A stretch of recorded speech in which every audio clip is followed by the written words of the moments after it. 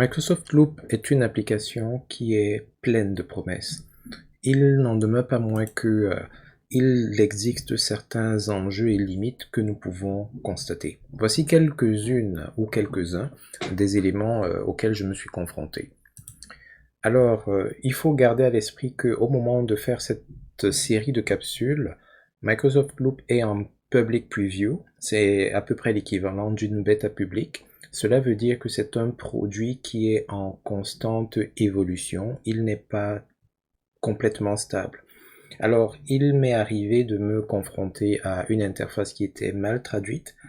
Ils font quand même beaucoup d'efforts chez Microsoft pour avoir au moins en anglais général et en français général des interfaces qui sont correctes, mais il arrive parfois que dans l'exploration qu'on ait des termes à moitié traduits.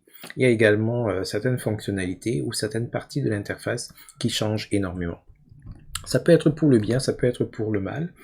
Un exemple très frappant, c'est par exemple cette barre additionnelle, cette barre qui nous permet d'interagir de manière systémique avec différents éléments de Microsoft Loop qu'ils ont rajoutés.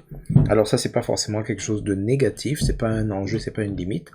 Par contre, là où ça peut être délicat, c'est le fait que d'une journée à l'autre, ces choses peuvent apparaître et peut-être bouleverser un peu votre flux de travail. Bon, je parlais des interfaces mal traduites. Au moment où on est en train d'enregistrer, là, ce n'est pas le cas. Si par exemple je viens ici dans mon gabarit, là par exemple c'est commencé à taper, mais il y a des jours où quand je lance Microsoft Loop, c'est Start Typing ici. Ou encore quand on active le menu, que au lieu que ce soit en français, comme c'est en français maintenant, que ce soit en anglais à la place.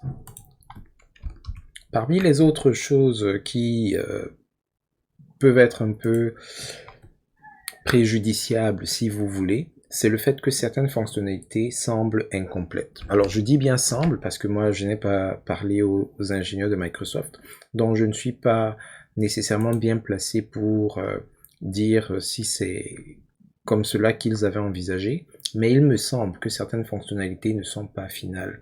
Si je prends par exemple le cas du composant tableau, il dispose de la fonction de tri ici, et il me semble, de la manière dont l'interface est structurée, qu'on serait capable d'ajouter plusieurs systèmes de tri. Un peu comme dans Microsoft Excel, vous pouvez trier sur plusieurs colonnes successives. Alors quand je vois ajouter un tri, j'ai l'impression que si je clique dessus, je peux ajouter un premier niveau, puis en cliquant sur un autre bouton, je pourrais ajouter un deuxième, puis un troisième, ainsi de suite. L'autre chose qui me conforte, c'est le fait qu'il y ait ce nombre-ci entre parenthèses. En général, qu'il y ait un nombre entre parenthèses à proximité d'une icône d'action, ça suppose que cette icône d'action peut effectuer plusieurs autres tâches. Mais ne me citez pas là-dessus, c'est juste une impression qui est pleinement personnelle. Et il y a plusieurs autres éléments similaires qu'on retrouve au sein de l'interface de Microsoft Loop. Mais c'est une bêta publique, c'est un produit qui est encore en pleine évolution. Ils vont probablement aller de l'avant et améliorer les choses. Autre élément que je peux citer parmi les fonctionnalités incomplètes, elles sont pas forcément incomplètes, mais elles sont peut-être limitées. C'est le fait que au niveau des composants ici, certains sont très limités, surtout les composants d'intégration. Par exemple, les applications Microsoft, on a GitHub, on a Planificateur. Nous savons tous que Microsoft est une usine à produire des applications en tout genre. J'imagine que ça va grandir avec le temps. Même chose ici pour les autres applications, ils ont intégré Jira, ils ont intégré Trello. Par contre, si vous comparez Microsoft Loop avec Whimsical ou avec Notion, en termes d'intégration, c'est extrêmement faible. Il est vrai que Microsoft Loop est configuré à la base pour être un produit purement Microsoft, mais même là, l'intégration n'est pas totale. Oui, avec Teams, il y a de belles collaborations, une belle synergie. Avec Outlook, avec Whiteboard, avec OneNote, il y a également une synergie. J'ai vu des captures d'écran de certains environnements qui semblent indiquer que même avec Word, avec PowerPoint et avec d'autres applications de la suite Office, ces intégrations-là seront effectives. Mais au moment où nous sommes en train d'enregistrer la vidéo, ce n'était pas disponible chez nous. Alors, il est possible que ce soit des choses qui arrivent progressivement suivant les zones géographiques. Il est également possible que ce soit des fonctionnalités qui ne vont être disponibles que lorsque Microsoft Loop va être dans sa version finale. Autre chose que j'ai remarqué, c'est des lenteurs et des instabilités, surtout au niveau des notifications et des services d'arrière-plan. Alors quand je parle des services d'arrière-plan, ce sont par exemple les services d'intelligence artificielle qui se mettent en branle lorsque, par exemple, vous créez un nouvel espace de travail. Alors si vous vous rappelez, quand vous créez un espace de travail, à un moment donné, il vous demande c'est quoi les mots-clés qui vont définir à peu près l'espace de travail dans lequel vous allez évoluer.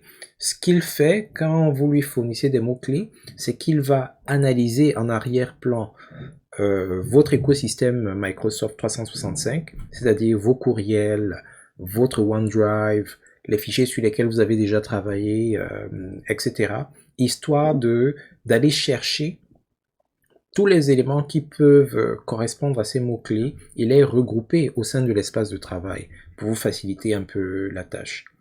Mais parfois, si vous venez de créer ces fichiers, c'est comme si les services qui se chargent de scanner l'environnement ne sont pas toujours au point, ils ont parfois quelques minutes de retard, etc.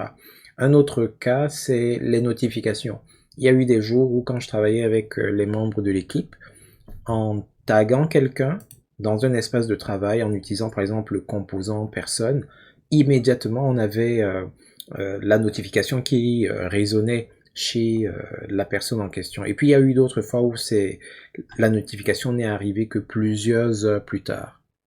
Alors c'est des enjeux, entre guillemets, que l'on peut vivre avec Microsoft Loop.